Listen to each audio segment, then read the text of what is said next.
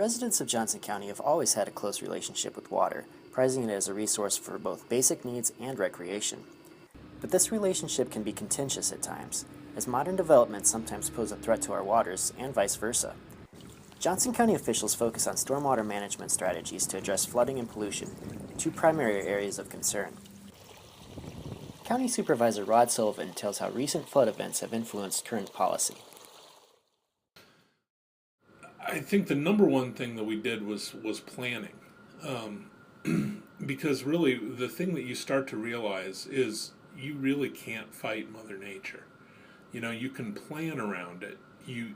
There's only so much you can really do. You talk about taking mitigation efforts and things, and really all you can do is move your stuff. I mean, there's only so much you can do to change the way that the water goes. And so I think we've tried to be smart about that. You know, we were always pretty good about not allowing things to be built in the floodway or even in the 100-year floodplain, but we've tried really hard to avoid that.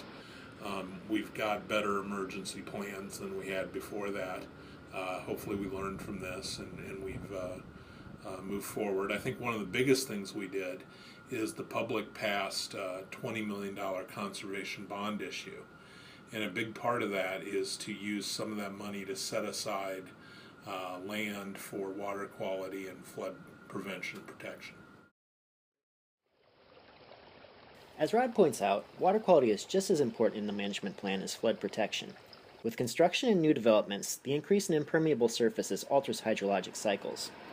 Soil and water conservationist Kate Giannini works to promote best management practices that minimize both flooding and runoff-caused pollution.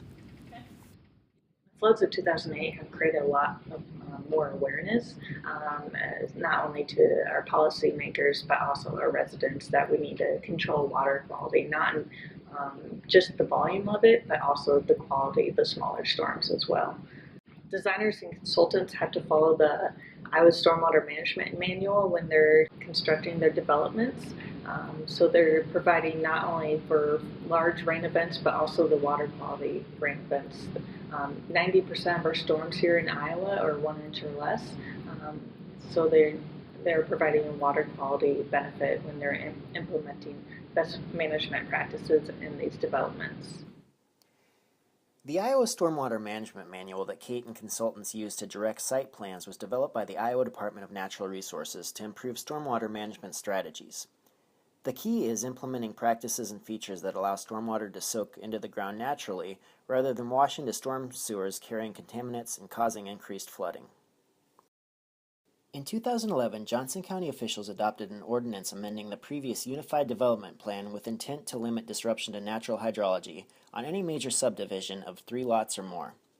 The ordinance was set to reduce impervious cover, those unnatural surfaces that will not allow stormwater to soak into the ground, in order to increase on-site infiltration and manage stormwater runoff. The 2011 ordinance set specific standards for stormwater management, including requirements for rainfall absorption and limits to acceptable runoff rates. The ordinance also set criteria for water quality, channel protection, and flood control. Furthermore, the new regulations require designs be completed by licensed engineers, and stormwater plans be approved by a representative from the Johnson County Soil and Water Conservation District. In 2013, the Johnson County Board of Supervisors further proved their commitment to proper stormwater management and willingness to lead by example, passing the Johnson County Property Stormwater Management Plan. This plan will guide implementation of stormwater best management practices on all county-owned property. In addition, the county will also continue its relationship with local partners. The county works with other agencies to implement best management practices in Johnson County. They work closely with the Johnson County Soil and Water Conservation District, and we also, water does not have political boundaries, so we also work closely with City of Coralville, City of Iowa City, and City of North Liberty, and also the smaller communities. Through these efforts, officials hope to foster principles of sustainability to protect the health of Johnson County's water. Rod Sullivan tells why this is important to the county and its citizens. Well, I think water quality is important to anybody, anywhere, but, we have a very educated population here. They're readers, and they know that some places the water's not the quality that it should be. And we have also a very healthy population here in general, and people expect and want and require good health. And so they take this issue very, very seriously. And so we have dedicated a lot of resources, not just in terms of planning and zoning and how we plan things, but also in terms of public health and how we review things to make sure the water quality is top notch. And that's another thing that the conservation bond helps with. For more information on Johnson County stormwater management, please contact your local official or the Johnson County Soil and Water Conservation District.